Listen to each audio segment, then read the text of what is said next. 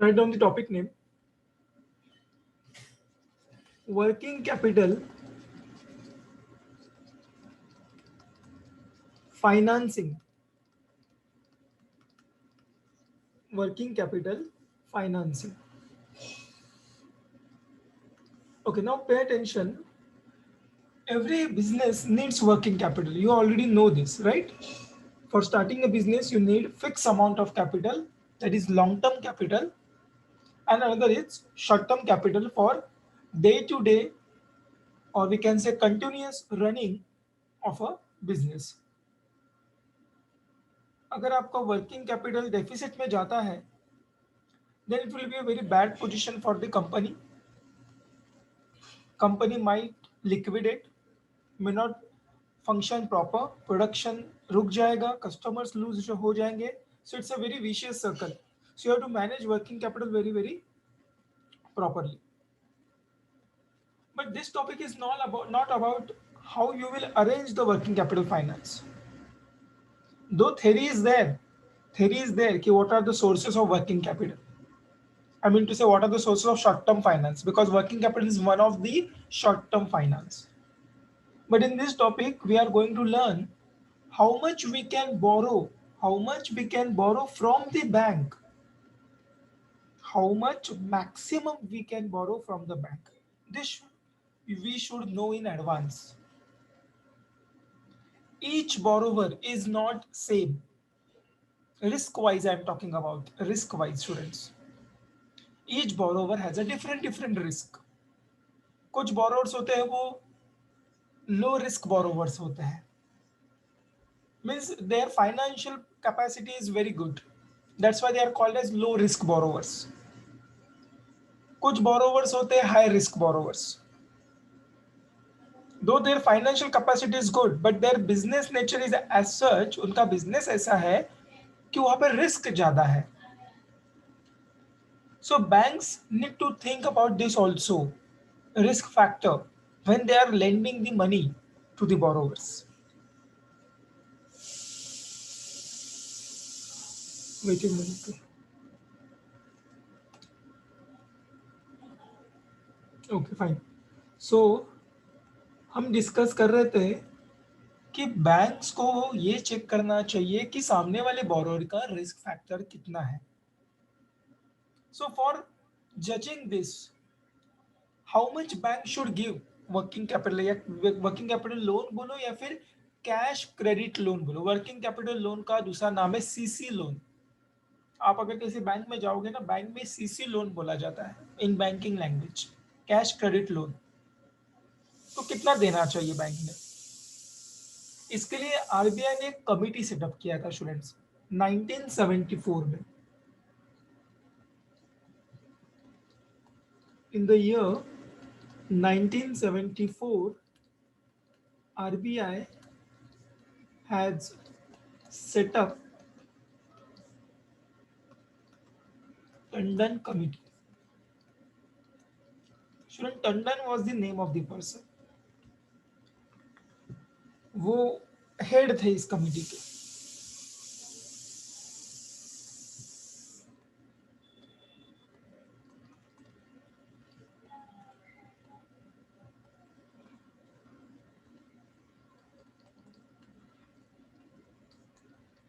Maximum possible permissible finance, maximum permissible bank finance, we can say maximum permissible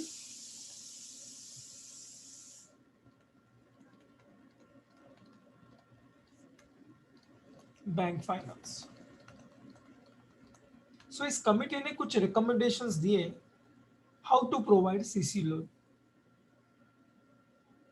So listen, they have given us three methods of lending. This committee has provided three methods of lending.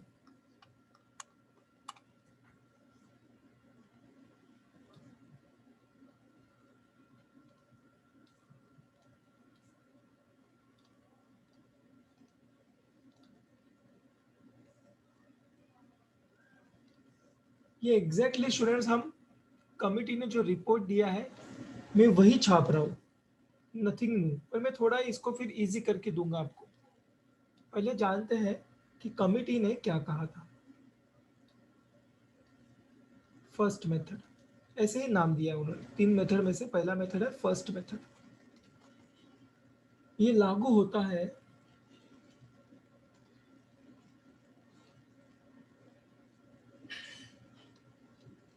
Low risk borrowers को।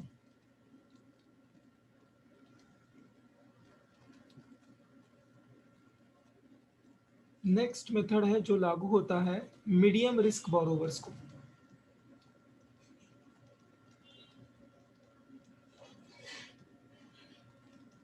और तीसरा लागू होता है high risk borrowers को।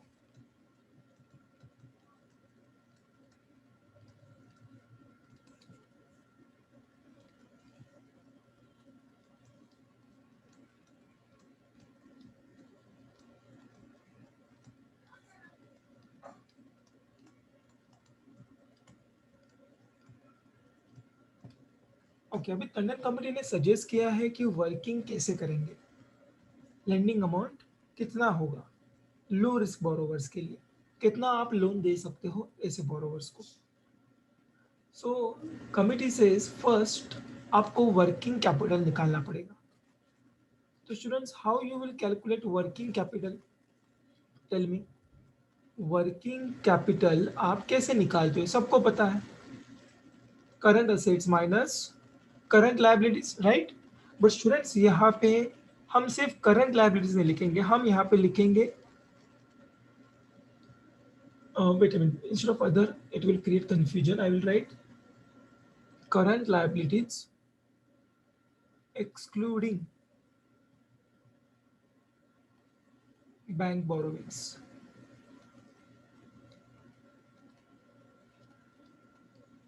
Current liabilities excluding bank borrowings. Obviously short term borrowings, हाँ, long term borrowing की बात नहीं कर रहे हैं। शॉर्ट टर्म बोरोविंग्स में क्या क्या आएगा ये मैं लिख के दूंगा। It will be bank overdraft and other short term loans taken by the borrower. Short term loans and bank overdraft ये हम बाद में नोट में लिखेंगे। सो स्टूडेंट्स, कमिटी ने इसका नाम रखा है वर्किंग कैपिटल गैप, इसलिए जी आ गया है, बाकी कुछ नहीं। Okay, it's just terminology. Working capital gap is nothing but current assets minus current liabilities. So so they say working capital gap निकाल लीजिए फर्स्ट। ओके, तो इससे क्या मालूम हो जाता है कि कंपनी को, मतलब सामने वाले बोरोवर को कितनी अमाउंट की जरूरत है, कितने वर्किंग कैपिटल की जरूरत है, तो ये पहले निकालो। फिर कमिटी कहती है जितने अमाउंट की जरूरत है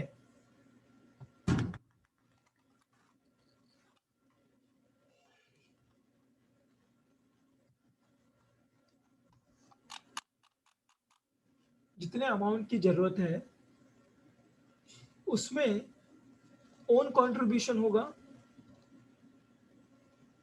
और बाकी का बैंक देगी। सर ओन कंट्रीब्यूशन कितना होगा? ओन कंट्रीब्यूशन फर्स्ट मेथड के हिसाब से कहा गया है 25% होगा ऑफ वर्किंग कैपिटल गैप। और बाकी का जो बैलेंस बच गया, बाकी बैलेंस आपको पता है कितना बच गया, 75%, वो होगा loan, that is CC loan. चलो मैं सीसी लोन लिख देता हूँ, मतलब working capital loan. Balance amount कहाँ से अरेंज किया जाएगा? बैंक में जाके लोन मिलेगा। तो सर सीधा सीधा बोलो ना, 75% बैंक लोन देगा फर्स्ट मेथड के हिसाब से, बाकी का 25% हमें खुद अरेंज करना पड़ेगा। If we think from borrower point of view, that is correct students. Okay, that is absolutely correct. चलो नेक्स्ट, सेकेंड मेथड क्या कहता है देखते हैं। टंडन कमेटी ने कहा सेकेंड मेथड में हमारा ओन कंट्रीब्यूशन रहेगा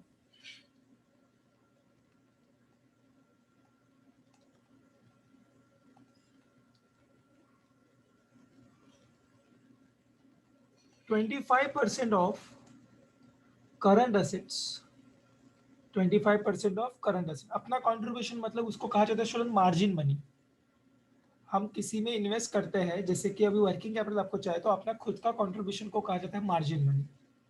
तो कमिटी कहती है 25% ऑफ करंट एसेट्स, और बाकी का जो बैलेंस बच गया, अब यहाँ पे बैलेंस 75% नहीं, जो भी बैलेंस बच गया, आई मीन टू से वर्किंग कैपिटल अगर 100 है और करंट एसेट सपोज मान लीजिए इसकी अमाउंट कुछ भी हो सकती है, मान लो ये अमाउंट है 200, तो 200 का 25% इज हाउ मच, 50 रुपीज। तो 50 रुपये अपना खुद का होगा और बैलेंस कितना बच गया, 50 रुपये, है ना, इसका बैलेंस वही बचेगा ना। तो बाकी का जो बैलेंस है, ये सिर्फ आपको एक्सप्लेन करने के लिए मैं बता रहा हूँ कि बैलेंस अमाउंट नॉट ऑलवेज 75% रहेगा, बैलेंस आप लेंगे लोन बैंक से।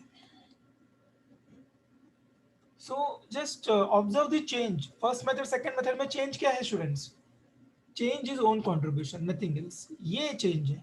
यहाँ पे खुद का कंट्रीब्यूशन 25% किसका रहेगा, करंट एसेट्स का, और फर्स्ट मेथड में 25% ऑफ वर्किंग कैपिटल रिक्वायरमेंट का। Let's understand third method.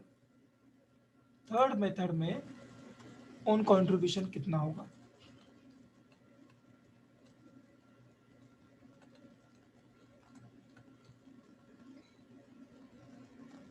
I hope my voice is coming students ना, जस्ट कंफर्म करो। ओके ओके, ओन कंट्रीब्यूशन यहाँ पे कहा गया है आप 25% कॉन्ट्रीब्यूट कीजिए, बट किसका, current assets minus CCA. Sir CCA का मतलब क्या है, सीसीए मतलब core current assets. Sir core current assets क्या है, we will come to that part also. अभी के लिए याद रखो current assets minus core current assets, मतलब आई विल से ये माइनस होने के बाद जो आता है उसको हम बोलते हैं other current assets, other current assets, okay. And जो बैलेंस बच जाएगा, you will take a loan from the bank. Okay so इस चार्ट के बाद मैं आपको ये नोट लिख के दूंगा, करंट लायबिलिटीज में हमें क्या क्या लेना नहीं है और क्यों नहीं लेना है, ये सम करते वक्त बताऊंगा मैं, क्यों नहीं लेना वो सम करते वक्त बताऊंगा। एंड सेकेंड नोट रहेगा regarding CCA.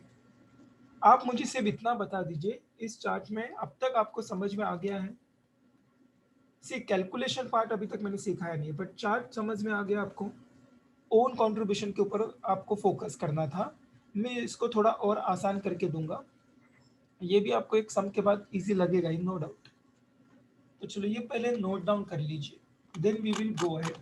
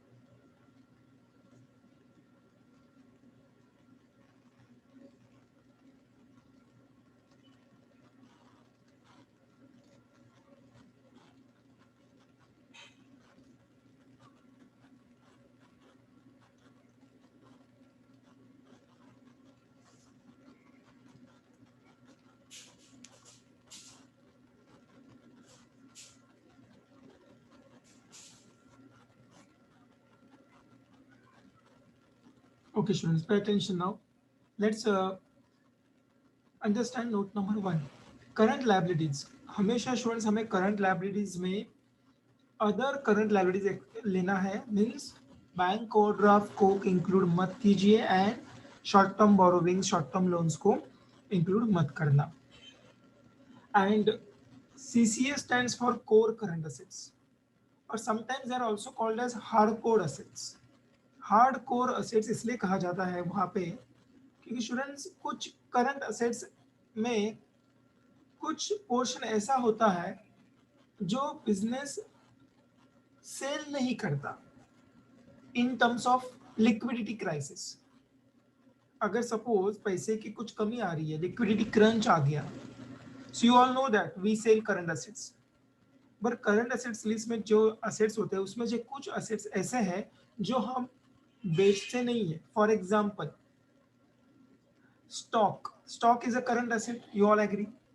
And stock is of three types, raw material की स्टॉक होती है, WIP की स्टॉक होती है एंड फिनिश गुड्स की स्टॉक होती है, करेक्ट।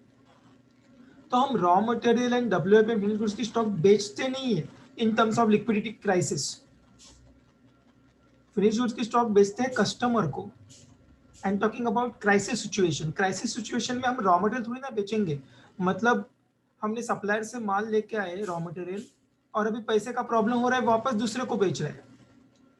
सो अगर ऐसा कोई बिजनेस करता है तो वो क्या इंटरप्रेट होगा, वो क्या दर्शाएगा आउटसाइड वर्ल्ड को, that business is going to be dissolved soon, bankruptcy है, बहुत लिक्विडिटी शॉर्टेज है, बिजनेस बंद होने वाला है। वो अपना खुद का वर्किंग प्रोग्रेस बेच रहा है, रॉ मटेरियल बेच रहा है पैसा जमा करने के लिए। That's why businesses do not sold these assets, they are not kept for solving liquidity issues, they are hardcore current assets, means they are going to be there for continuous business running। Raw material WIP में convert होगा, WIP में finish goods में convert होगा, ये इसका purpose है। पर बाकी के जो है सॉफ्टवेयर करंट असेट्स वो बेचे जा सकते हैं। सॉफ्टवेयर करंट असेट्स मतलब डेटर्स, शॉर्ट टर्म इन्वेस्टमेंट्स, ये बेचे जा सकते हैं। अगर आपके कोई कस्टमर्स है जिनसे पैसा आने वाला है, you can sell this to a factor. Factor करके एक इंस्टीट्यूशन होता है वो जो आपके डेटर्स खरीदता है और आपको पैसा देता है immediately after charging some commission. So this way you can arrange the money if there is a liquidity crisis. You can sell your short-term investment. Investments can be in debentures, bonds, shares of other companies. You can sell those investments if they are short-term. So these are what? These are soft-core current assets and these are hard-core current assets. और third category में आप देख सकते हो current assets का 25% नहीं लिया जाता। तो यहाँ पे और भी स्ट्रिक्ट मेजर्स लगाए हुए हैं थर्ड मेथड में, क्योंकि risk is highest, high risk borrowers are there. तो उन्होंने करंट असेट्स पूरा कंसीडर नहीं किया, उन्होंने सॉफ्टकोर करंट असेट्स को कंसीडर किया और उसका 25% लिया। CA minus hard core current assets, बचेगा क्या? सॉफ्टकोर करंट असेट्स बचेंगे। सेकेंड मेथड थोड़ा लेस लिबरल है, उन्होंने 25% सारे करंट असेट्स का लिया, मतलब हार्डकोर प्लस सॉफ्टकोर। और यहाँ पे तो ज्यादा ही लीनियंसी है, यहाँ पे तो हमें 25% ऑफ वर्किंग कैपिटल ही लेना है। ओके फाइन, ये सब थेरोटिकल है स्टूडेंट, सम्स बहुत इजी है, ये थ्योरी आपको समझ में आना चाहिए but before we start the sums. तो चलो अब हम ये पहले चार्ट समझ लेते हैं, फिर उसको थोड़ा अल्टरनेटिव वे से भी देख लेते हैं।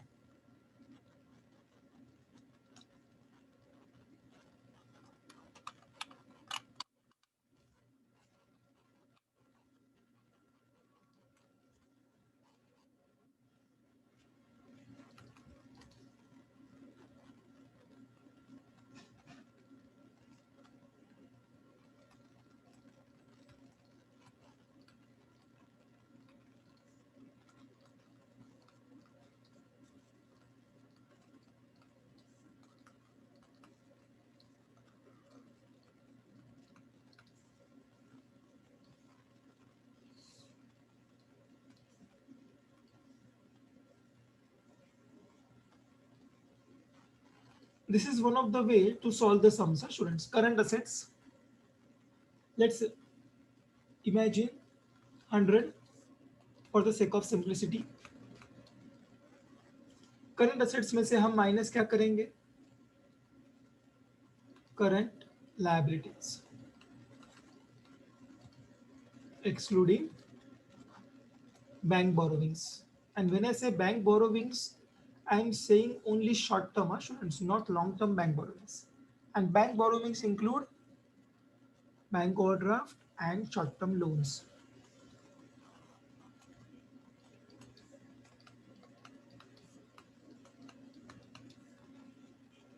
चलो, इससे हमें क्या मालूम हो गया कि कितने वर्किंग कैपिटल की रिक्वायरमेंट है. Okay,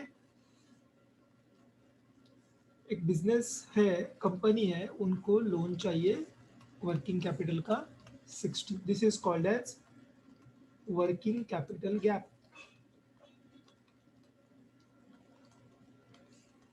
WCG. ठीक है. अब हम इमेजिन करेंगे ये बोरोवर अगर हाई रिस्क बोरोवर है तो कितना मिलेगा, दैट इज थर्ड मेथड के हिसाब से जाएगा. मीडियम रिस्क बोरोवर है तो सेकेंड मेथड फॉलो करेंगे, एंड अगर लो रिस्क बोरोवर है तो फर्स्ट मेथड फॉलो करेंगे. okay?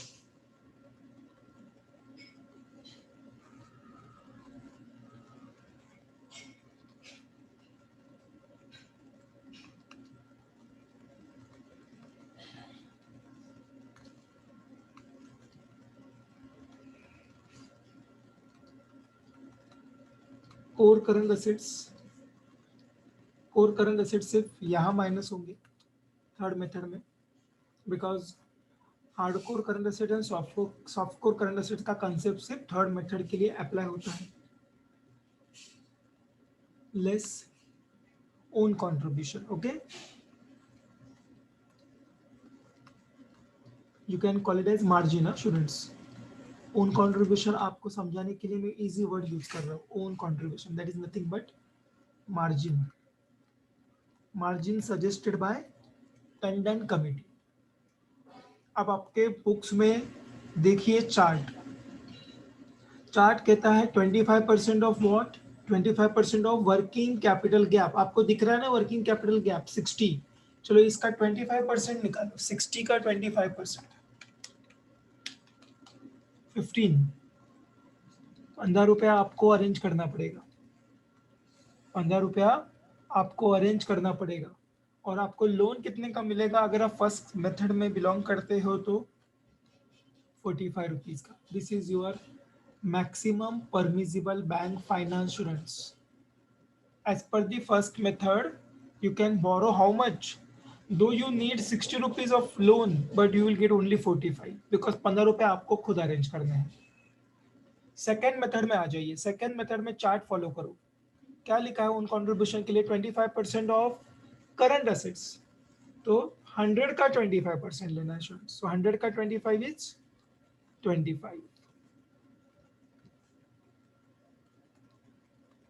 25% ऑफ 100. सो ये आया हाउ मच? 35. सो आपको 60 रुपए की लोन की आवश्यकता है, बट आपको बैंक सिर्फ 35 रुपीज देगी, बाकी का 25 रुपीज आप खुद अरेंज करो. Next and the last category. Last category में स्टूडेंट्स चार्ट में देखो कैसे ओन कंट्रीब्यूशन आएगा. Current assets minus core current assets. Current assets कितने हैं? 100. 100 में से माइनस कोर करंट असेट्स कितने हैं? 20. इसका कितना परसेंट? इसका 25%. सो 80 का 25%, 20 रुपीज. तो यहाँ पे कितना मिलेगा लोन? यहाँ पे लोन मिलेगा 20 का. करेक्ट, 20 का. Maximum 20 you can borrow from the bank. So students, आप देख सकते हो कैसे लोन अमाउंट रिड्यूस होते जा रहा है. और रिड्यूस होगा ही क्योंकि रिस्क तो बढ़ता है ना. ये लो रिस्क बोरोवर के लिए है, फिर medium risk borrower and then high risk borrower के लिए फिर और भी कम लोन देना पसंद करेगी bank, that is only 20 rupees. और इसके पीछे लॉजिक ये है, risk factor obviously, and let us calculate current ratio also. ये मैं थोड़ा एक्स्ट्रा बता रहा हूँ स्टूडेंट्स सबको, just for we can say concept clearance के लिए। करंट रेशियो निकालते हैं, चलो यहाँ पे करंट रेशियो आपको सबको पता है फॉर्मूला करंट रेशियो का, current assets upon current liabilities. Okay, current assets upon current liability. Current assets दिखाई दे रहे हैं आपको 100, करंट लायबिलिटी स्टूडेंट यहाँ पे सिर्फ 40 नहीं है। अभी अभी हम बैंक में लोन भी लेंगे ना, working capital loan is a current liability student, short term loan है वो, तो उसको भी जोड़ दो 40 प्लस 45। सो यहाँ पे 100 करंट असेट्स अपॉन 40 प्लस 45, तो यहाँ पे आंसर आ रहा है हमारा कितना, 100 अपॉन 85, 1.18। सेकेंड मेथड में 100 current assets, current liabilities 40 plus CC loan 35, so 100 upon 75, 1.33। And third method में 100 upon 40 plus 20, so 100 upon 60 comes to 1.67। देखिए यहाँ पे फॉर्मूलेज कमिटी ने ऐसे रिकमेंडेशन दिए हैं कि ऑटोमेटिकली जो हाई रिस्क बोरोवर है थर्ड मेथड, वहां पे करंट रेशियो ज्यादा मेंटेन करना चाहिए, बिकॉज वहां पे रिस्क ज्यादा है। When you are giving a loan to that party as per the third method, backing जो है करंट असेट्स का वो ज्यादा होना चाहिए, इसलिए 1.67, मतलब हर 1 रुपए के लोन के पीछे 1.67 के असेट्स करंट असेट्स होने चाहिए। मीडियम रिस्क है तो 1 रुपए के पीछे 1.33 के करंट असेट्स चल जाएंगे, ज्यादा रखने की जरूरत नहीं है। और अगर आप बहुत ही लो रिस्क कैटेगरी के बोरोवर है तो बैंक आपको वो 1 रुपए के लोन के पीछे, या इस एग्जाम्पल में 1.18 की आवश्यकता रखती है करंट असेट्स की। Okay. So these are students, I won't say bare minimum, bare minimum जो कमिटी ने रिकमेंड किया है bare minimum ये है 1:1, bare minimum यहाँ पे 1.33:1 और ये 1.5:1। These are the bare minimum. Means what? Bare minimum means what? If you are taking a loan of 1 rupee, you should have current assets of 1 rupee. If you are low risk borrower, equal backing होना चाहिए, equal, at least equal. ये नहीं चलेगा 1 रुपए का loan ले रहे और आपके पास सिर्फ 0.8 के करंट असेट्स है, नहीं। Bare minimum you have to follow. So और वो आएगा ही बेयर मिनिमम, मतलब कमिटी ने रिकमेंडेशन ही ऐसे दिया है कि बेयर मिनिमम ऑटोमेटिकली फॉलो हो जाएगा, ऑटोमेटिकली फॉलो हो जाएगा।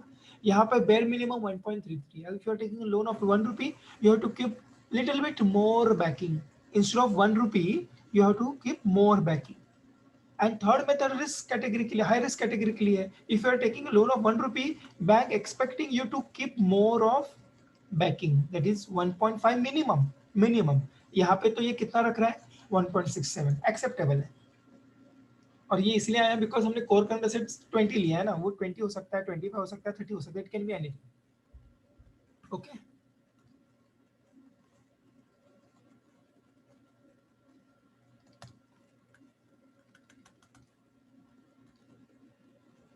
This is the minimum current ratio as per Tandon committee.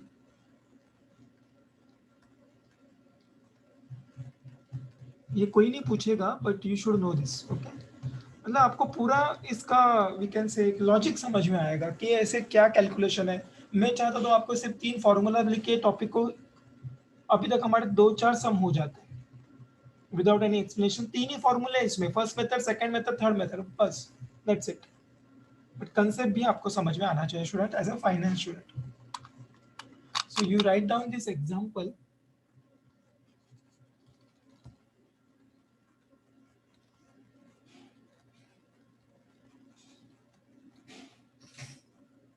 then we will go ahead. Now pay attention students.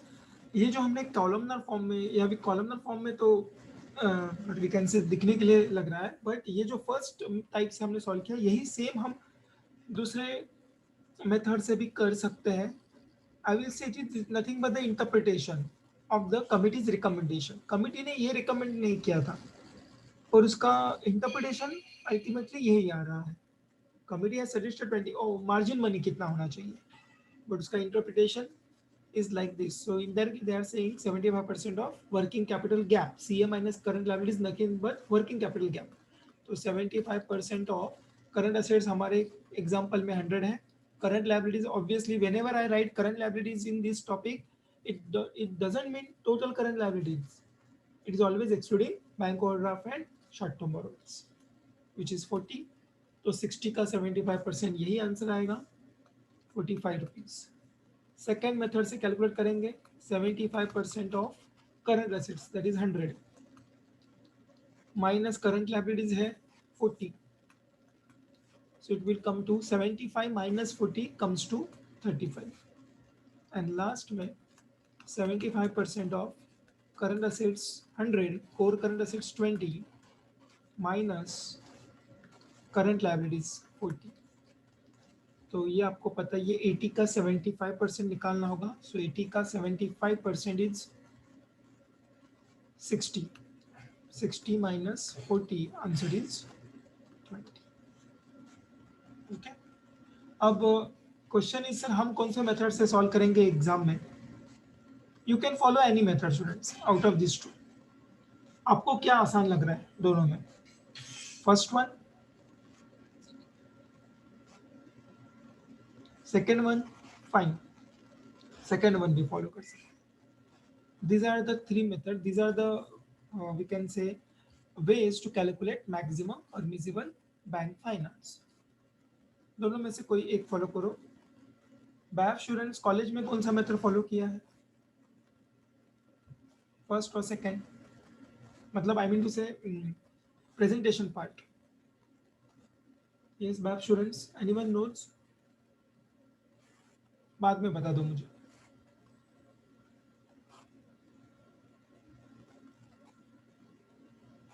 Okay complete करना ये part, alternative method also. Okay students, let's start with question number 1. Question number 1, M Limited has given following data. Evaluate maximum permissible bank finance as per Tandon committee. हमें current assets दिए हैं, current liabilities दिए हुए हैं, and bank borrowings which are short term is given, and core current assets. और हमें तीनों भी मेथड से मैक्सिमम परमिसिबल बैंक फाइनेंस निकालना है. So let us start with the solution straight away. यहाँ से मैं स्टार्ट करता हूँ, ठीक है, सो दैट स्पेस प्रॉब्लम नहीं होगा मुझे. Solution,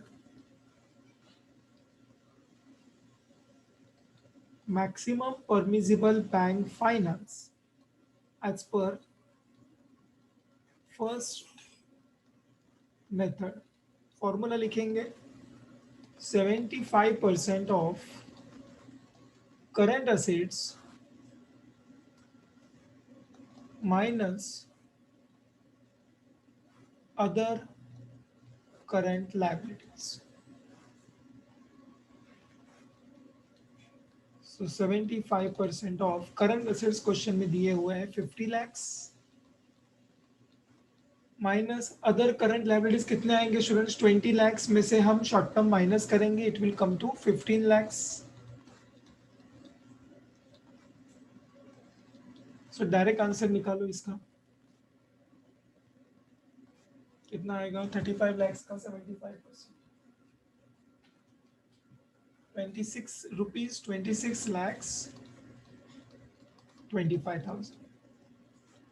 Second, maximum permissible bank finance as per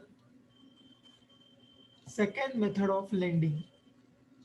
Second method of lending formula is 75% of current assets, but exam में students CACL मत लिखना, बिकॉज आपको एग्जाम में एक ही बार लिखना है, सो प्रॉपर लिखना 75% into current assets minus current other current liabilities, और करंट लाइबिलिटीज लिखा तो भी चलेगा, इसका वर्किंग बाद में दिखा देना। 75% of 50 lakhs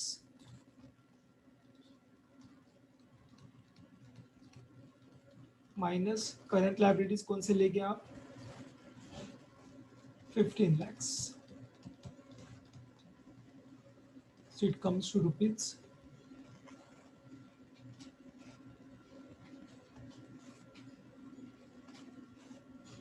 22 lakhs 50,000. And third, maximum permissible bank finance as per third method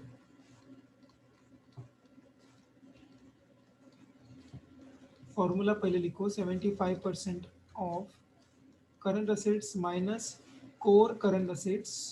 core current assets का मतलब है students hard core current assets minus current liabilities.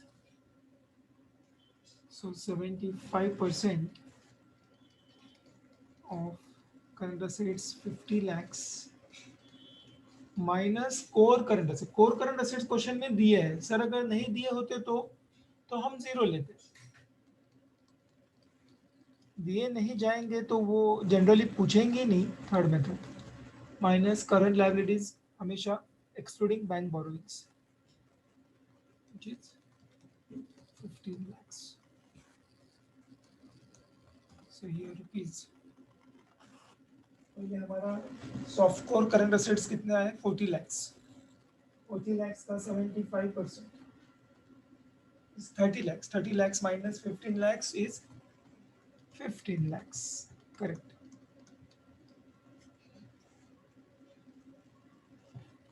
Current liabilities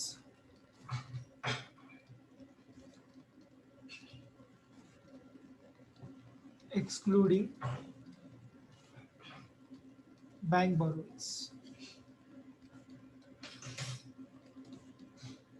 is equal to 20 lakhs minus 5 lakhs.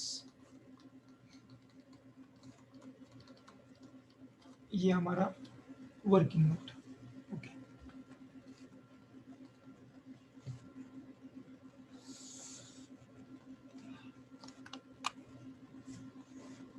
Any doubt, student? Okay, listen now, students. You have noticed the last note, current liabilities हमें हमेशा excluding bank borrowings means excluding bank overdraft and other short term borrowings क्यों करना है? Students, if bank borrowings are there, like in this example, there is already a bank borrowing is given which is short term. It means ये business ने, ये company ने already 5 lakh का loan लिया हुआ है। Are you getting my point? अगर हम इसको माइनस नहीं करेंगे, अगर हम इसको माइनस नहीं करेंगे तो आंसर देखिए क्या आएगा। इंस्टेड ऑफ 15 lakhs हम माइनस नहीं कर रहे तो इधर क्या आएगा 20 lakhs, correct. 50 lakhs minus 20 lakhs which comes to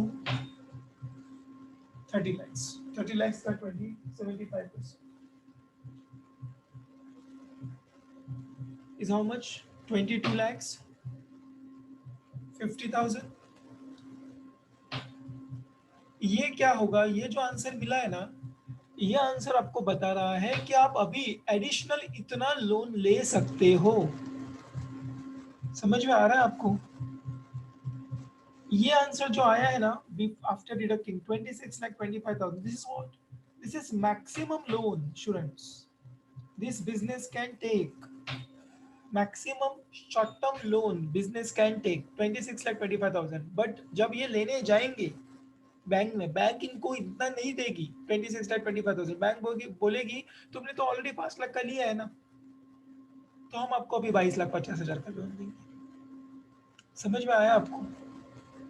हमारा यहाँ पे फोकस मैक्सिमम लोन के लिए है, maximum permissible bank finance, how much they can borrow.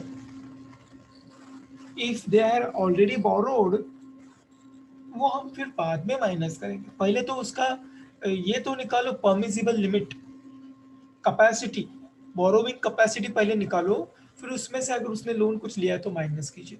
So this much loan now this business can take. अगर बैंक ने डिसाइड किया first method apply करना है तो बैंक ने डिसाइड किया सेकंड मेथड अप्लाई करना है तो they can take loan of 17,50,000.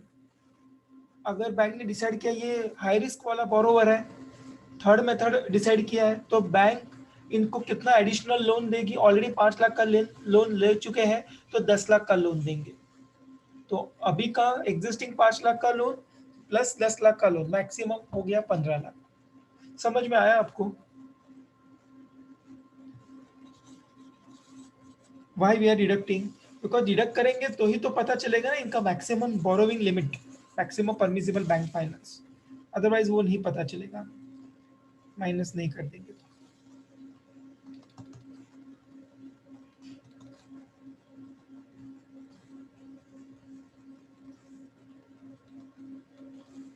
Fine, let's go to the next question.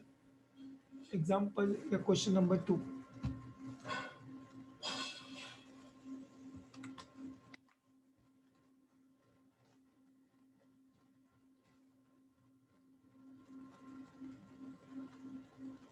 Yes, are you able to hear my voice, students?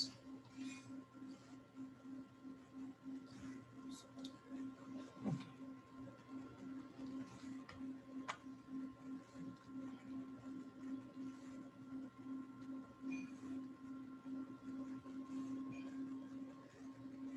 सी, ये क्वेश्चन आप खुद सॉल्व करने वाले हो, मैं सिर्फ आपको हेल्प करूंगा.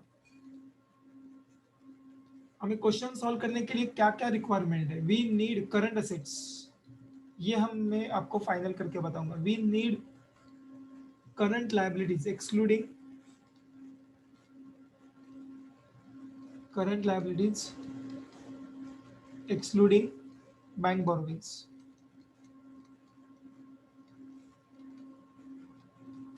We need core current assets. बस ये तीन ही तो चीजें चाहिए हमें. आपके सामने बैलेंस शीट दिख रहा है, बताइए करंट असेट्स में मैं कौन सी अमाउंट लिखूं, क्या क्या लिखूं, इनफैक्ट कौन से assets. Tell me. Stock, then plus debtors plus prepaid expenses. Fine.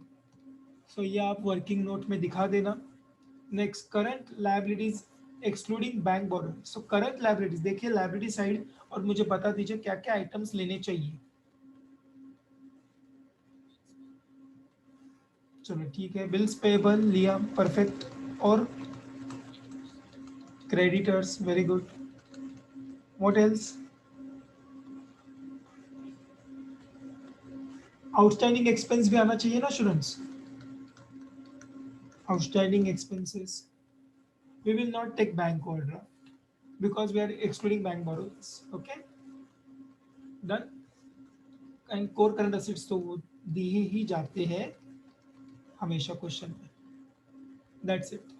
चलो मुझे फटाफट first method, second method, third method के आंसर्स बता दीजिए. ये वर्किंग नोट में लिखो. इसका आंसर आएगा stock plus debtors plus prepaid expenses come to ₹16 lakhs. Proper दिखाओ. स्टॉक के अमाउंट स्टॉक के नीचे, डेटर्स के अमाउंट डेटर्स के नीचे. Then current liabilities will be 5 lakhs plus 2 lakhs plus 3 lakhs, 10 lakhs. So rupees 10 lakhs. कीजिए solve. So these are the three answers you should get, students. So to put it simply, if I give you first, second, and third information in the given question, current assets, current liabilities, and core current assets, it is very easy to write down the formulas, substitute numbers, and get the answer.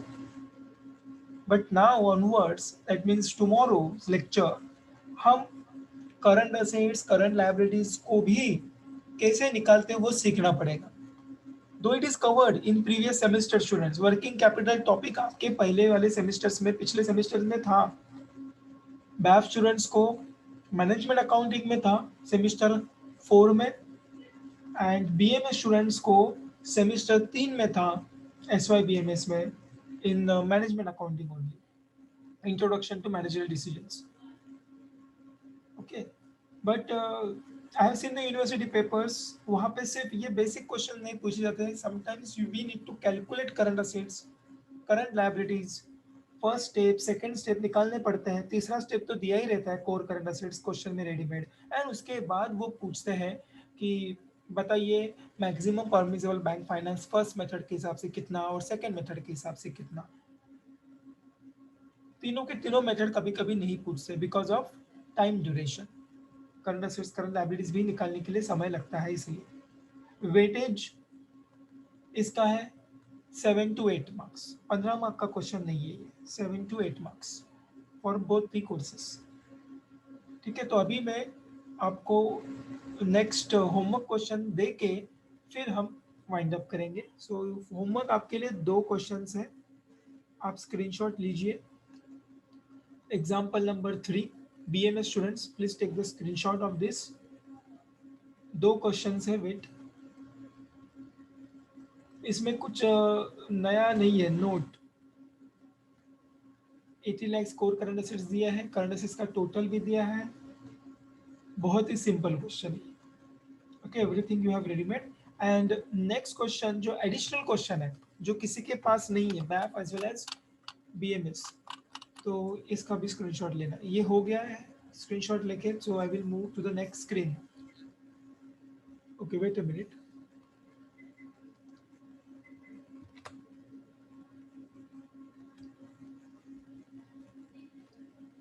ये additional question है।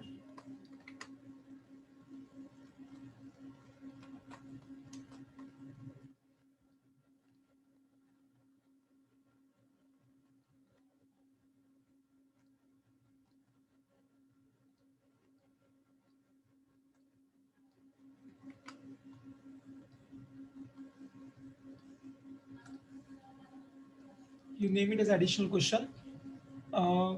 कुछ नया है क्या? Let's me C. Creditors दिए हैं, other current liabilities, you need to add up this. Bank borrowings को ignore कीजिए। Raw materials are current assets, work in progress current assets, finish goods, receivables, other current assets. So total उन्होंने already दिया है and out of the total they are saying core current assets जितने हैं। Okay, दोनों actually easy sums है, पर दोनों questions लीजिए प्रैक्टिस के लिए। Take the screenshot of this also. Okay, fine. So let's stop here.